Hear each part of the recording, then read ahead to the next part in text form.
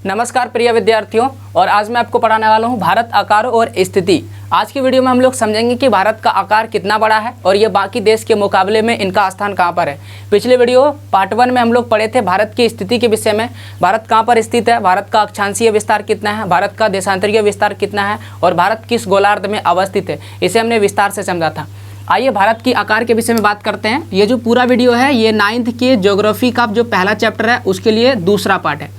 अगर हम भारत के क्षेत्रफल की बात करें तो भारत का क्षेत्रफल 32.8 लाख वर्ग किलोमीटर है, यानी कि भारत का क्षेत्रफल बहुत ही बड़ा है। भारत एरिया वाइज दुनिया का 7वां सबसे बड़ा देश है। अगर आप बाकी देश की बात करें तो 1 नंबर पर रसिया आता है, दुनिया का सबसे बड़ा देश। दूसरे नंबर पर कनाडा आता है, दुनिया का दूसरा सबसे बड़ा देश। तीसरे नंबर पर यूनाइटेड स्टेट यानी कि अमेरिका आता है, दुनिया का तीसरा सबसे बड़ा देश। चौथा नंबर पर आता है चाइना, चाइना दुनिया का चौथा सबसे बड़ा देश है।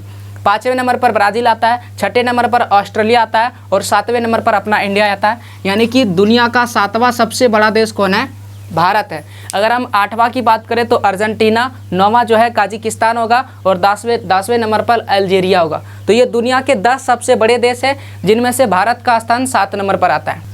अब जब भी हम क्षेत्रफल की बात करते हैं तो क्षेत्रफल में हमें लंबाई और चौड़ाई की ज़रूरत पड़ती है। तो भारत की अगर लंबाई की बात करें तो भारत जो है जम्मू कश्मीर जो सबसे उत्तरी भाग है वहाँ से लेकर के भारत का सबसे दक्षिणी बिंदु कन्याकुमारी है, कन्याकुमारी। अच्छा, एक चीज़ आप याद रखिएगा, 2004 में एक बहुत ही बड़ा सुनामी आया था और इस सुनामी में भारत का सबसे दक्षिणी बिंदु इंदिरा पॉइंट, जिसे इंदिरा बिंदु कहते हैं, वो डूब गया था। 2004 से पहले भारत का सबसे दक्षिणी बिंदु इंदिरा पॉइंट था, यानी इंदिरा बिंदु था। लेकिन 2004 में जब सुनामी आया तो इंदिरा पॉइंट उस सुनामी में डूब गया, वो पूरी तरह से डूब चुका है। और इस तरह से इंदिरा पॉइंट 2004 के बाद भारत का दक्षिणी बिंदु नहीं रहा। और अब अगर आपसे पूछेगा कि भारत का दक्षिणी बिंदु कौन सा है तो वो कन्याकुमारी है। तो भारत का जम्मू कश्मीर से लेकर के कन्याकुमारी तक की जो लंबाई है वो है 3214 किलोमीटर है। भारत का जो उत्तर से दक्षिण का विस्तार है वो कितना है? 3214 किलोमीटर। उसी प्रकार से भारत के गुजरात से कच्छ से लेकर के अरुणाचल प्रदेश तक की जो लंबाई है वह है 2933 किलोमीटर। अगर पूरब से, ये दिशा पूरब होगा, अरुणाचल प्रदेश से लेकर के गुजरात के कच्छ तक जो भारत का सबसे पश्चिमी बिंदु है वहाँ तक की जो चौड़ाई है वो कितनी है? 2933 किलोमीटर। तो इस तरह से भारत की लंबाई और चौड़ाई आप याद रख सकते हैं। लंबाई की अगर बात करें तो भारत की लंबाई है 3214 किलोमीटर में और चौड़ाई की बात करें तो 2933 किलोमीटर में है। तो भारत की लंबाई और चौड़ाई हम देख लिए, क्षेत्रफल भी देख लिए और हमने ये भी देख लिया कि भारत दुनिया का 7वां सबसे बड़ा देश है, जिसमें से 10 देश का लिस्ट हमने यहाँ पर रखा हुआ है। अब एक और चीज़ आप याद रखिएगा, भारत का स्थलीय सीमा और दूसरा है समुद्रीय सीमा। सबसे पहले अगर बात करें स्थलीय सीमा रेखा की लंबाई वो है 1520 किलोमीटर, 15200 किलोमीटर, यानी कि भारत की स्थलीय सीमा रेखा है। स्थलीय सीमा रेखा क्या होता है पहले ये देखिए, ये अपना प्यारा भारत का नक्शा है। हम इसे बीच में से एक लकीर खींच देते हैं। इस लकीर के ऊपर का जो भाग है वो स्थलीय भाग है। स्थलीय भाग क्यों है? इसका कारण ये है कि भारत के इस कर्क रेखा के लगभग नीचे का जो भाग है उसमें केवल समुद्र है। यहाँ पर जो है वो अरब सागर है, अरब सागर, ओके। और इस और अपना है बंगाल की खाड़ी। और भारत के नीचे की बात करें तो वहाँ पर हिंद महासागर है। तो इस तरह से भारत जो है 3 तरफ से समुद्र से घिरा हुआ है। और जब कोई भी क्षेत्र 3 तरफ से समुद्र से घिरा हुआ क्षेत्र रहता है तो हम उसको प्रायद्वीप कहते हैं। इसलिए भारत का जो दक्षिणी भाग है उसे हम प्रायद्वीप के नाम से जानते हैं। तो इस तरह आप देख सकते हैं भारत का 2 भाग है, एक ऐसा भाग है जो समुद्र से नहीं घिरा हुआ और एक ऐसा भाग है जो समुद्र से घिरा हुआ है। जो भाग समुद्र से नहीं घिरा हुआ है हम उसे स्थलीय सीमा कहते हैं। और अगर आप गुजरात के इस क्षेत्र से शुरू करेंगे तो यहाँ से लेकर के ये राजस्थान वाला क्षेत्र, फिर पंजाब और फिर जम्मू कश्मीर, फिर आप उत्तराखंड, फिर उत्तर प्रदेश, फिर यहाँ पर आइएगा पश्चिम बंगाल, फिर अरुणाचल प्रदेश, नागालैंड, कोहिमा, ये सारे जो क्षेत्र आपको दिख रहा है ये सारा क्षेत्र किस में आता है? भारत का स्थलीय सीमा में आता है। और इसकी टोटल लंबाई को हम स्थलीय सीमा रेखा कहते हैं। तो भारत का स्थलीय सीमा रेखा की लंबाई अगर किलोमीटर में मापिएगा तो 15200 किलोमीटर है। तो हम इस तरह ऊपर में लिख सकते हैं 15200 किलोमीटर भारत के स्थलीय सीमा की लंबाई। उसी प्रकार से भारत के अगर तटीय सीमा रेखा की लंबाई की बात की जाए, जो समुद्र को टच कर रहा है, तो भारत का 2 क्षेत्र है। पहले तो ये वाला जो क्षेत्र आपको दिख रहा है जिसमें महाराष्ट्र, गोवा, उसके बाद कर्नाटका, फिर आपको आंध्र प्रदेश, तेलंगाना, माफ़ कीजिए, केरल और तेलंगाना वाला जो क्षेत्र है, उसके बाद उड़ीसा वाला जो क्षेत्र है वो क्या करता है, उसके बाद पश्चिम बंगाल का क्षेत्र, ये सारा जो एरिया है वो क्या करता है, समुद्र तट को टच करता है। इसके अलावा भारत के जो अरब सागर है वहाँ पर लक्षद्वीप मौजूद है और बंगाल की खाड़ी में अंडमान निकोबार द्वीप समूह मौजूद है। तो इनकी भी तटीय रेखा और चूंकि भारत का जो मेन एरिया है उनकी भी तटीय रेखा, इन सब को मिला दीजिएगा तो भारत की समुद्र तटीय रेखा बन जाएगा। और भारत की कुल समुद्र तटीय रेखा की लंबाई कितने हैं, 7516.6 किलोमीटर। ये आप याद रखिएगा। तो हम यहाँ पर लिख देते हैं 7516.6 किलोमीटर भारत की स्थलीय सीमा रेखा की लंबाई है। तो हमें 3 चीज़ याद रखना। पहला चीज़, भारत का क्षेत्रफल 32.8 लाख वर्ग किलोमीटर और भारत दुनिया का 7वां सबसे बड़ा देश है। और हमने 10 सबसे बड़े देशों के लिस्ट का नाम भी देखे हैं। अब यहाँ पर आप एक चीज़ याद रखिएगा, विश्व के कुल क्षेत्रफल यानी कि दुनिया में जितना क्षेत्रफल है हम उसे अगर 100% मान लेते हैं तो उसमें से 2.4% जो एरिया है वो अपने प्यारे भारत का है। यानी कि दुनिया का 100% अगर पूरी दुनिया में स्थलीय जितना क्षेत्र है उसको हम 100% मान लेते हैं तो भारत का क्षेत्रफल 2.4% यानी 2.4% जो एरिया है वो किसका है, भारत का है। अब हमें 2 चीज़ याद रखना है। जब हम क्षेत्रफल की बात करते हैं तो हमें लंबाई और चौड़ाई की ज़रूरत पड़ती है। तो भारत की अगर लंबाई की बात करें, जम्मू कश्मीर से लेकर के कहाँ तक, कन्याकुमारी तक का जो एरिया है वो 3214 किलोमीटर है। 3214 किलोमीटर यानी 3214 किलोमीटर है। उसी प्रकार से भारत की चौड़ाई की बात करें, अरुणाचल प्रदेश से लेकर के गुजरात तक का एरिया 2933 किलोमीटर है। अब हमें 2 चीज़ और देखना होता है। पहला क्या है, स्थलीय सीमा रेखा की लंबाई और दूसरा है समुद्र तट रेखा की लंबाई। और समुद्र तट रेखा की लंबाई में अंडमान निकोबार आइलैंड और लक्षद्वीप आइलैंड जो है उसको भी हमें जोड़ना पड़ता है। यानी लक्षद्वीप का जो तटीय रेखा की लंबाई है और अंडमान निकोबार द्वीप समूह की जो तटीय रेखा की लंबाई है उसे भी क्या करना पड़ता है, जोड़ना पड़ता है। स्थलीय सीमा रेखा की लंबाई 15,200 किलोमीटर है और जबकि हम अगर बात करें तटीय रेखा की लंबाई तो वो कितना है, वो है 7,516.6 किलोमीटर। तो ये था भारत के आकार के विषय में। अब आइए कुछ और चीज़ें हम समझते हैं भारत के आकार के विषय में। अब हम इस चीज़ को समझ लेते हैं कि भारत जो है जनसंख्या के मामले में दूसरा सबसे बड़ा देश है। अब हमने यहाँ पर आपके लिए 10 लिस्ट भी लिख दिया जो दुनिया के सबसे अधिक जनसंख्या वाला देश है। चाइना जो है वो 1 नंबर पर आता है। चाइना में लगभग 1420 मिलियन लोग हैं। अब आप इसे मिलियन जब हम बोल देंगे तो आप अगर आपको लाख में निकालना है तो आप क्या कीजिएगा, इसको 10 लाख से गुना कर देना, क्योंकि 1 मिलियन में 10 लाख होता है। तो आपका जो भारतीय कह सकते हैं संख्या पद्धति है उसमें निकल जाएगा।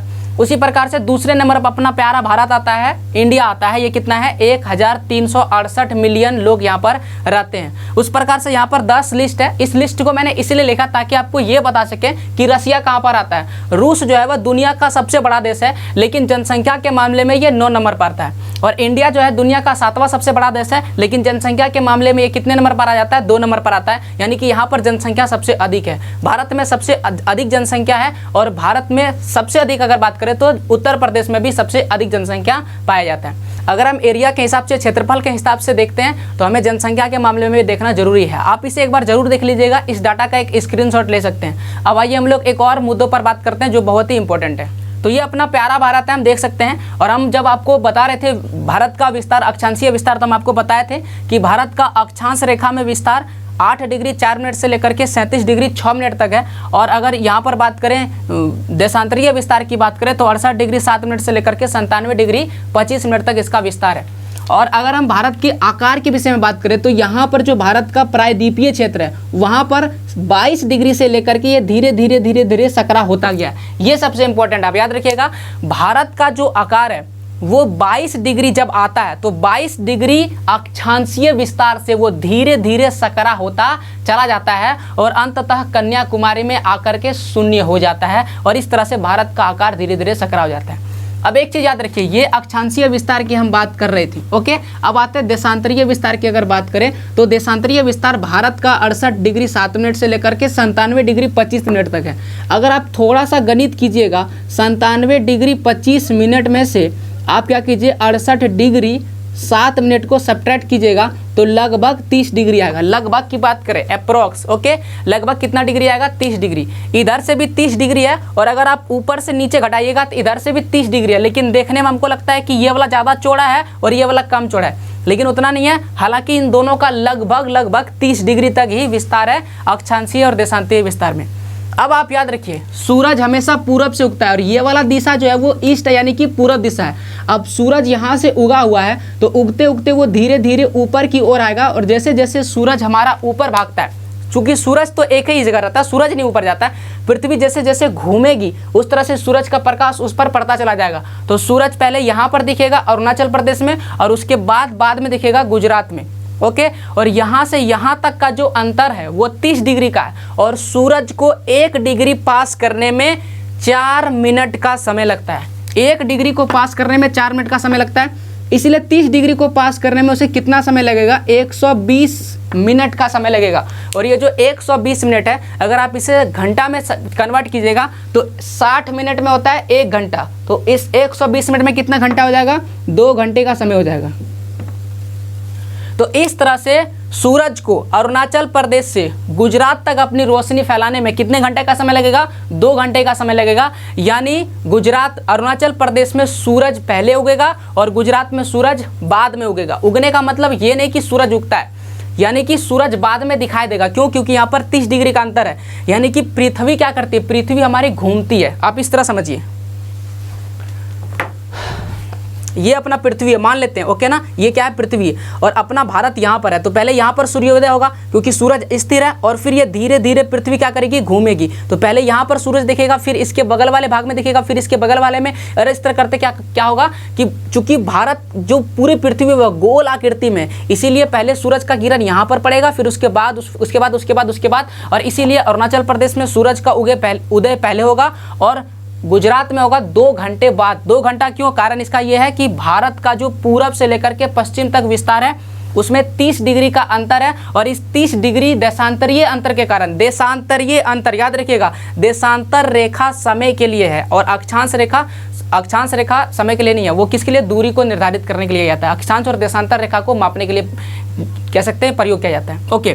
तो 30 डिग्री का देशांतरीय अंतर होने के कारण उसे 2 घंटे का समय लगता है पूर्व से पश्चिम की ओर उदय होने। तो 2 मिनट हम लोग कंप्यूटर स्क्रीन में एक बात को समझ लेते हैं। 82 डिग्री 30 मिनट को यह मानक समय रेखा, मानक यमोत्तर और मानक मेरिडियन कहते हैं। अब ये क्या है इसे समझिए। देखिए, हम लोग समझ चुके हैं कि अरुणाचल प्रदेश में सूर्य उदय पहले होता है और 2 घंटे बाद जाकर के गुजरात में क्या होता है? सूर्य उदय होता है। अब इस 2 घंटे के कारण हमें बहुत सारी परेशानियों का सामना करना पड़ सकता है क्योंकि यहाँ पर जो है अभी अंधेरा ही है, गुजरात में अभी अंधेरा ही है और अरुणाचल प्रदेश में सूर्य उदय हो गया। और जैसे ही सूर्य उदय हो गया, यहाँ पर लोगों ने ऐसा मान लिया कि 6 बज गया, क्योंकि मान लेते हैं 6 बजे सूर्योदय होता है। तो अरुणाचल प्रदेश में अभी 4 बजे शाम रात ही है। तो क्या यहाँ पर 6 नहीं बजा है, यहाँ पर 4 ही बजा हुआ रहेगा क्या? क्यों? इस तरह से क्या होगा कि अरुणाचल प्रदेश में 6 बज रहा है और गुजरात में कितना बज रहा है? 4 बज रहा है, क्योंकि इसके बीच में 2 घंटे का अंतर है। तो इस अंतर को खत्म करने के लिए, ताकि हमें बहुत सारी परेशानियों का सामना नहीं करना पड़े, भारत के बीच से गुजरने वाली जो देशांतर रेखा है उस रेखा को भारत का मानक समय रेखा मान लिया गया, ताकि अरुणाचल प्रदेश और गुजरात के बीच का समय जो है वो सेम रहे। तो इसका मतलब ये हुआ कि 82.5 डिग्री यानी कि 82 डिग्री 30 मिनट में जितना समय होगा पूरे भारत में उतना ही समय होगा। यह जो मानक समय रेखा है ये उत्तर प्रदेश के मिर्जापुर करके गुजरता है और इसमें जितना बचता है, मान लीजिए कि इस रेखा में 6 बज रहे हैं तो पूरे भारत में क्या बजेगा? 6 बज रहा है, चाहे वो अरुणाचल प्रदेश का राज्य हो या गुजरात का राज्य हो। अगर इसमें 7 बज रहा है तो पूरे भारत में कितना बजेगा? 7 बजेगा। और इसे हम मानक समय रेखा कहते हैं। यह भारत के उत्तर प्रदेश, छत्तीसगढ़, उड़ीसा और आंध्र प्रदेश राज्यों से होकर के गुजरता है। तो ये एक इंपॉर्टेंट टॉपिक था जिसे कंप्यूटर स्क्रीन में आप बेहतर तरीके से समझ सकते थे। अब आइए हम लोग अपने टॉपिक पर आते हैं। ये था भारत के आकार के विषय में और भारत दुनिया के मुकाबले किस स्थान पर है और भारत का आकार दुनिया में कितना बड़ा है। आगे हम और भी चीज़ों को डिस्कस करेंगे, जैसे कि भारत किस प्रकार से केंद्रीय स्थिति में है और साथ ही साथ भारत के पड़ोसी देश कौन कौन से हैं, भारत के जो कर्क रेखा उसमें कौन कौन से राज्य गुजरते हैं, और इसे हम लोग पढ़ेंगे अगले वीडियो में। तब तक के लिए जय हिंद, जय भारत, वंदे मातरम।